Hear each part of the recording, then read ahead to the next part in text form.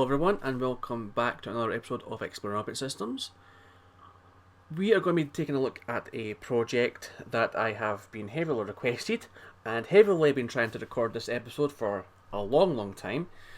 This is something that I've been wanting to do for ages because I love this project so much. This is FutureOS, and here we are with the setup experience. Kind of similar way to how the setup experience out of box, like graphical experience for setting up Windows, looks like. I'm just going to enter in some details and a very secure password, as you can probably see, and I'm going to set up a profile picture. So this project is called FutureOS. And as I've mentioned, I have been heavily suggested this for a long time, and now I've just gotten on to doing it, and you can kind of see my file system going on right there. But here we are. I'm going to be using a profile picture from one of my other YouTube channels, as you can see. And I'm going to complete this, and you can see my desktop. Lovely. FutureOS.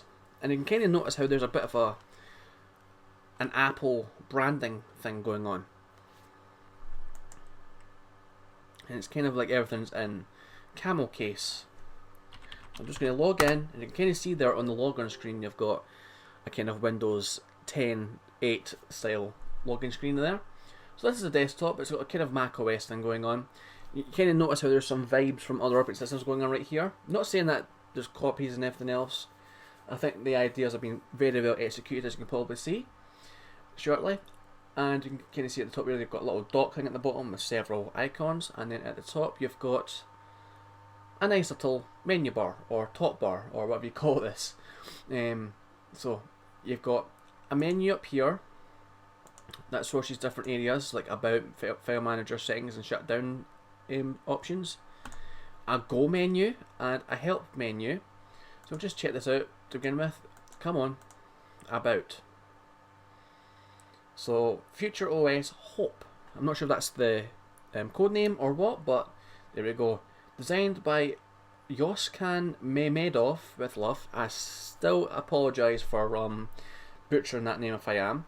And it's version 6.1 for some reason, fair enough, and its license is free. And again, there's another about window on this. Don't know why there's two, but fair enough. So Yoskan Mehmedov. Future Corporation was founded on 27 July 2015. Fair enough, and hashtag Twitter. So there you go. We've got a little search bar at the top here, and let's see what this does. I'm going to just search something random. Oh. Try this again. YouTube. There we go. Notice the nice little animation thing going on. Very nice. And I wonder what happens if I go onto YouTube. Fair enough. Runs in the background, kind of similar to the way of how the activity centers or the active desktop used to work in early Windows versions. And fair enough. So we'll take a look at some of these icons down here. But first of all, there's a volume control, which actually does access the volume options on the system itself. So you turn it up, it will turn the system volume up. You've got a Wi-Fi icon, a battery icon, which actually showcases that it's charging, despite the fact this is actually a full-blown desktop PC, not a laptop. But options there, and it's fair. And it's got the date right here. If you click on the date, it shows you a nice little calendar. And this is an interesting little feature. I'll show you later what that is. So first off, we will showcase this, the file manager. And as you can kind of see here, it's a nice little file manager. It's got nice icons going on. But if you click on an option, it sends you to the file manager, the actual file system of the operating system, not just something made up, which is all well and dandy. I'll close this off. And for some reason, when you close this off, you get this web browser coming up, kind of similar way to how Windows Explorer works. And you've got this kind of lovely thing going on. But we're not going to be playing with this web browser because we'll click on this little icon here. pay attention to the top corner as well, where it's got my username at the top. Watch how it changes whenever I hover down on an icon on the dock. It seems to change to the name of the program. So it's kind of similar way to how macOS works, but not too much. The icons don't change, you don't get like file, help and everything else depending on the program being open. But I will open up this web browser called FindOB for some reason. And as you can probably see, if we hover through other programs, you might see that there's a bit of more of a continuity of naming systems going on. So you've got F Pictures, F Play and F Music, and then FindOB. So I kind of suggest right there that there's a bit of inconsistency with naming patterns. I'd probably say rename FindOB to like F Browse or something like that. So that's my opinion right there. And you've got options right here. You can't really resize a window, but you can maximize it and you can minimize it as well, which gives it off this very traditional Windows 3.1 style task button that you can open back up like this, and you can close it off like so. Another interesting feature, however, of FutureOS is that I will reopen several tabs of FindOB. As you can probably see, it opens all different tabs. But notice how the tabs showcase the program name, not the name of the web page you have open. So if I go into youtube.com, you can kind of see here it still says FindOB. So why is this? Well, it turns out that the programs themselves are the ones that are tabbed, not the tabs of the web browser. And let me explain this. So I'm going to open all of the other media based programs. I'm going to open up F Music and F Play just to showcase this. So you can kind of see I've got two tabs of FindOB open, F Music and F Pictures. You can kind of see this kind of interesting little multitasking thing going on. Very unique in its own way. And of course you can maximize that and you've got all the tabs going on right here. Never seen that done before. It's actually quite an interesting little way of using the computer. That's literally your multitasking right there. So instead of a taskbar, it's all in tabs. Fair enough. So we'll just browse another web page. We'll go onto Twitter. Oh, but hang on. What is this Go menu for again, do you ask? Well, apps, Facebook. And you have distinctive apps or web apps on this if it decides to load up.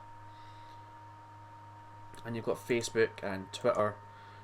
Notice how Facebook's had a bit of a rebrand a little bit. So you can kind of see that right there. And then you've got F Pictures. So we'll showcase how the Pictures program works first of all. I'm going to open up a random picture. Go into the Pictures folder right here. What should I choose? I will choose this. Very nice, very lovely. You can kind of see how there's a bit of a transparency thing going on with the window. Kind of see the background right here. F Music. Kind of a simple little music player. You've got a balance thing. I'm not sure how that's supposed to work. Maybe it's supposed to do with the balance of the two speakers. I'm not too sure with that, but you've got a volume meter as well that you can adjust at will.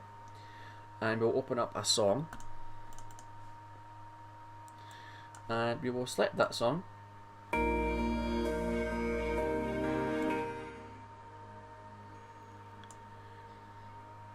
And now the song is playing. And this is the song I thought of when I first decided to play about with this, and I actually think it works quite well. It's quite a nice, beautiful song. It's a nice piece of beautiful software. So two and two go together like bread and butter. But I'm going to try and close off some stuff right here, just to clear my head. Now at the same time though, I'm going to just turn the volume down on my end, so you know, if I go on to F-Play, F-Play actually runs its own window. And I'm going to import a piece of media, this Christmas bokeh thing, highlight it and then play it. And I can kind of see here how it's playing in its own window. That's all the other programs right here. And when you click on it, it's got all the basic stuff going on. You've got a little player, little time lapse thing going on. You've got a full screen play, and you've got a minimize screen play, and you've got this little thing in the corner here which reopens your list of videos you want to play. Like so. Another example of a program that works in its own window is the calculator, which is all fair enough, fair and dandy. It's quite a nice little calculator, very similar to the calculators you see in modern operating systems, Windows 10 for instance, most Android phones.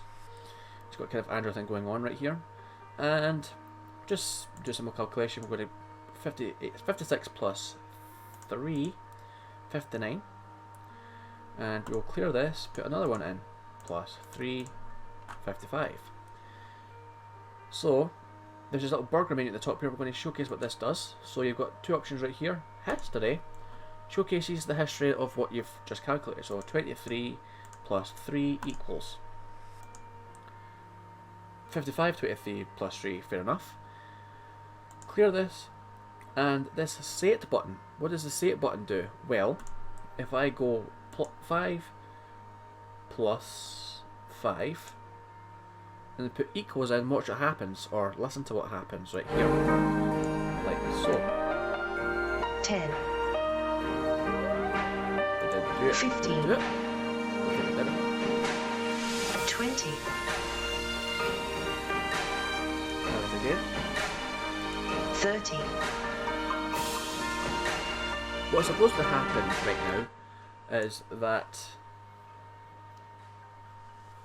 it's supposed to say it. I didn't actually hear it there, so maybe it was on my end. But it's supposed to say what the calculation is. 311. It is doing it. It's just my end, sorry. But there you go, that's the calculator. So you can kind of listen to what the calculation is. It's kind of pointless, I have to say, right now. It's like, well, who's this for, basically? It's just like, for blind people, it's just like you hover over stuff, and it's just like you don't know what you're hovering over. So saying it, it'll say the answer, but maybe for dyslexic people, I'm not too sure. It's a fun little add-on, I suppose. It's nice to have there. It's a nice option. This love heart is called Love Text, and Love Text is basically just a bunch of sticky notes, as you can probably see. So you've got an option for adding another one. You can also click on the dock as well and you can add another sticky note as such. You can also recolour them. So options of white, blue, green, red, and yellow. Red, please. There we go. So this is a note. Boom. There we go. So that is love note, or sticky note as we call them in the trade. So we've shown you the tab stuff, and we've shown you all the other stuff that goes on right here. We'll show you this right now, the CA, or Creator Studio, or Studio Creators, not to be confused with the YouTube version of the same name. So you've got several different things going on right here. Hover over this, Go Online. What does Go Online do? It sends you to Microsoft Edge, of all things, and then onto a website of the program. So this is the website of Future, betogether.wixsite.com/future, and that is a website right here. So you can chat with them as well if you like, send them an email, always give them suggestions. This will be actually go to download the software as well, so if you want to download this, the option is there. So betogether.wixsite.com/future, and then you've got about. So Studio Creators Love, is that the code name or what? Designed by Yoskan Medov. Again, sorry for the mispronunciation of your name. And we've got feedback. So send us to a web page, I think. Yes, it does, and you can put in your feedback if you think there's something wrong or could be changed. So there's got a lot of stuff integrated into the internet kind of thing with this, kind of similar to old Windows versions, if you know what I mean. So we've got several different things going on right here in the Studio Creators area. You've got write, draw, record, and convert. It sounds like something you go to church for. Close this, and we'll go in, sort of in write. And what you notice with write is it's basically just a word processor, and not a notepad. A word processor, because they are both two different things. In a way, like similar to WordPad. It's got more advanced options that you can use to adjust your document. So I'm just going to type in some stuff here. This is a document. Dong, dong, dong, dong, dong. And if I go into style right here, simple style features, different font types. It's got different options right here, so you can undo, redo, open, save, save as, cut, copy, paste, print, and write. I can't really print anything because I've not got a working printer right now, it's turned off. And say it. So I wonder what say it will do. This is a document. There you go, it does the exact same thing it was doing earlier on with the calculator. This is a document. 1. This is a document 1. So fair enough, it does that all well and good. No, you can't seem to right click. If you copy and then just paste and then just Control V like so, I've got my document right here. And another thing you can do compared to a notepad, is you can actually adjust different parts of the document. Not unlike those notepads you've programmed before in Visual Studio, where all they do is just act like notepad like programs. So I'm going to show you how this works. I'm just going to adjust the colour, make it this pure black, highlight another area of here and highlight that as like pink or something. There we go. Can you see here how it's all different, and then I can adjust the size of some of the text. I'll change the font.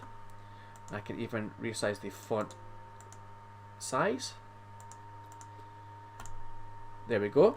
So we've got some stuff going on right here, and you can even date stamp the document as well, so you've got time option.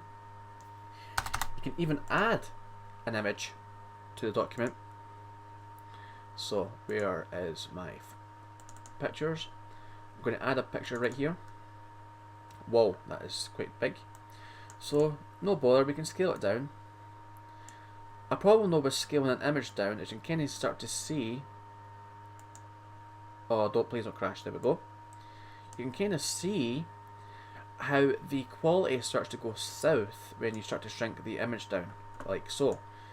Now this image is on a computer from the early 80s or something. But you can put things in the middle. You can highlight some stuff, put it in the middle, like separate stuff as well. So put that here. You can put it to the right, put it to the left, and that's kind of alignment stuff going on right there. So fair enough, you can write a document. So you can save this document now. I'm going to save it for later. I'm just going to put in my doc. No, I can't do that. There we go. I'll open a new one so I can work on that. No thanks. And I'll just open a random one up. So this is one I made earlier on. This is a doc, GDB. So fair enough. So that's that. That is right. I'm going to close this off now. Back to Studio Creators. We're going to draw now, and it's basically just a simple paint application of some kind. You can draw some stuff. You have to be really slow though, because these paint programs can be quite awkward to run, so you have to be quite slow with that. But it works. You can change different colours. You can make whatever you like. And you can also save it as something, or you can make it transparent. So you've got a transparent canvas, or not. You can fill the colour, so you can fill the screen up. Well, that's kind of radioactive, I'm sorry. So we'll put it back to white. There we go. So you've got all that kind of lovely stuff going on, as you can see. I'm going to paint a lovely little thing. You can personalise the colour. So just choose something random right here. Wait, what? Choose this. Beep. Beep. There we go. So very nice little paint program. Nice to entertain your kids. Nice little paint splitter. I'm going to save this as my magnum opus. Save as. Save. Save. No, it doesn't work. It does not work. It doesn't work for some reason. I don't know why that is. So we will move on to another thing. We'll go on to record or convert. We'll go to convert first, because I think that's a bit curious. This is convert, so you can convert text to QR code, or convert an image to different formats. We'll go to QR code first, and I'm just going to write something random, just see how this progresses. So, hello, welcome to this thingy magic. I suppose the longer you make this text, the bigger the QR code gets.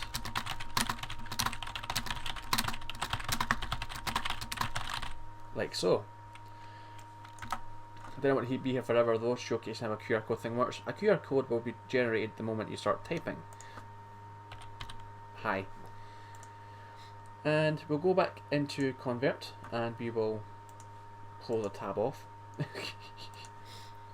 Go back into Images, and as you can see, you can upload an image and you can just take it and you can convert it to different formats, like for instance ICO, JPEG, GIF, MPEG, or BUMP. BUMP. Now, record is quite interesting because you've got two options right here. You've got a camera and a screenshot option, which this is what this button actually is right up here. This is a screenshot option. So you can highlight anything on the screen and take a screenshot of it. Just to be fun, I'm going to highlight the bottom. You can only seem to drag it to the place you want it to be. Doesn't seem to want to work too much, but I'm just going to drag it down here. I'm going to take a still of this dock right here. We're just going to call it dock. And I'm going to close that off, and I'm going to see, you might just get a bit of a face reveal on here, but don't have your hopes up. And I'm going to click on the camera, and we're going to try and see if this will work. So, video resolution, I've got it set on that, so we will find out if this works. Doesn't seem to want to work. Oh. Now, the reason I'm not too excited about this is because it worked once or twice, because I've played about with this like 2 or 3 times, and once or twice it did work, and this other time it didn't, so I'm just like, oh. So, the option's there. Maybe it worked with your webcam better, I'm not too sure, but hey ho. So that was Studio Creators. What else is there to show? Not too much, as there probably is. We will go on now to settings. Let's personalize this stuff. So, there's only 2 options in settings, and as you'll probably notice if I open other programs back up, the settings exist in the same window as, there we go, the settings exist in the same window as all the other ones that are in windowed form.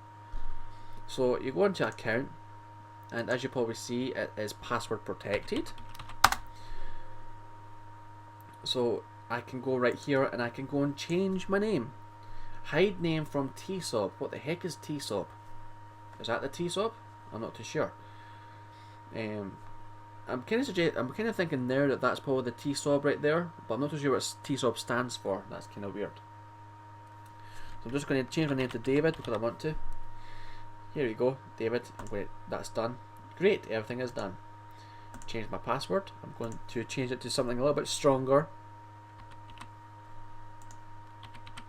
Funky.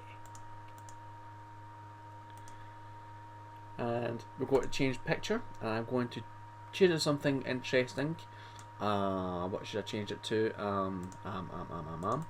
Maybe to the channel logo. Maybe. There you go. So that's David's new face. Say hi to David. And that is settings right there. I'm going to go and close this if I can. No, I can't. And then we'll personalize this stuff.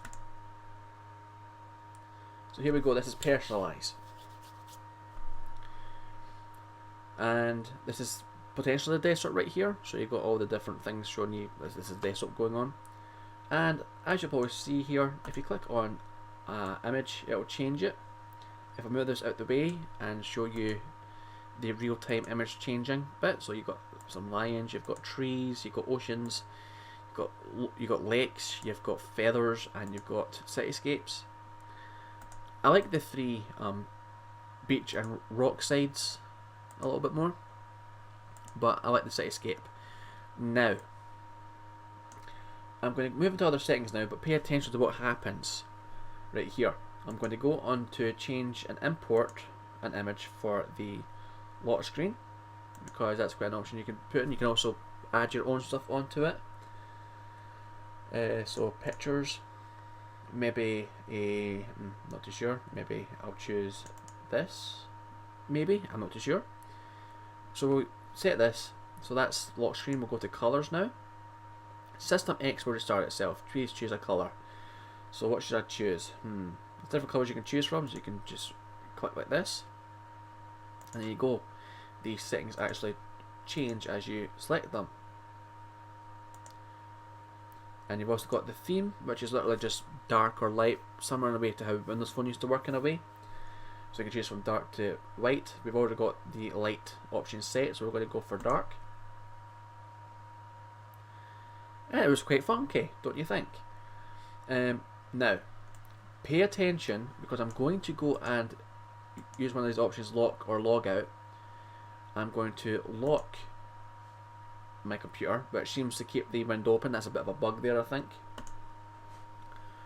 And I'm going to log back in. Pay attention to what happens when I log back in. It resets the desktop, but you'll see the lock screen seems to hold the image I've set. Now, I'm going to run an experiment right here. I'm going to find out if me setting my own image will fix this right up. So I'm going to set this little cityscape thing right up, because I like cityscapes, as you probably notice. And that's quite a nice one of Dubai, I think it is. I'm not too sure. Feel free to correct me on that one. I'm going to close this, and then I'm going to log out. That's me logged out. As you can probably see, you've got an option for a power off, and then you've got the Thursday, the date this was made. So I've kind of date stamped this episode a little bit. We log back in, and it seems to have set the image. So there seems to be a little bit of a bug there when it comes to saving stuff on this. So maybe if you save predefined settings, maybe there should be an option there for a save button somewhere, so import and save. But that's something you can probably fix right there. Developer, if you're watching this, just fix how that saves your settings. But that's some of the settings options right here. Now, that is all I think we have to show for right now. Oh yeah, I forgot the calendar, which the icon seems to change in real time. So that's quite a nice little thing as well.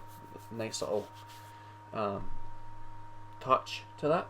So just to say, the help options, hang on, help, go online and everything else, that will send you to some stuff on FindOB,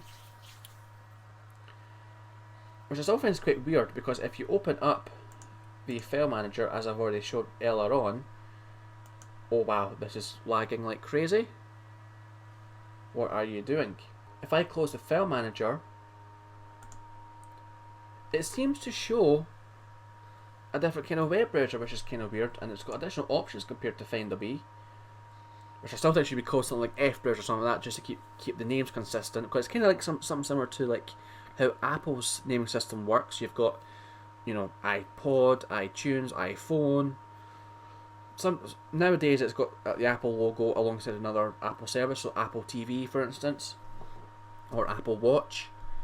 But try and keep some of the names consistent. So LoveNote, I can probably say the same. Calculator, maybe call it FCalc. FindOB, FBrowse, and FMusic, FPlay, FPictures, FFile, maybe not. FDoc could work. And Studio Creators, as I say, not to be confused with Creator Studio for YouTube. But you can see right here that the window style kind of matches the settings right here. So some of the settings do work and others don't. So that's probably just where things need to be sorted out from here. So yes, that was FutureOS. Thanks for watching that. Quite a nice little piece of software, I've got to say it, and I've got to say, if it was its own operating system, I would definitely use it. If it had its own like software platform, you can download new applications. If it was an actual operating system to begin with, I would probably use it myself. And just a little thing to show right now, I'm just going to shut this down, or quote unquote. And you can kind of see how it kind of was like Windows 10 for a minute, and this gave me a little bit of a heart attack when I first looked at it, only to realise that, yeah, it's not. I was welcome back to my Windows desktop, so yeah, quite a nice little way for pranking me in that sense. But that was FindoB. Please feel free to go and visit the developer's website. There'll be a link down below to the source. And with that being said, thanks for watching, everybody. I hope you enjoyed this. With that being said, I will speak to you next time. Bye.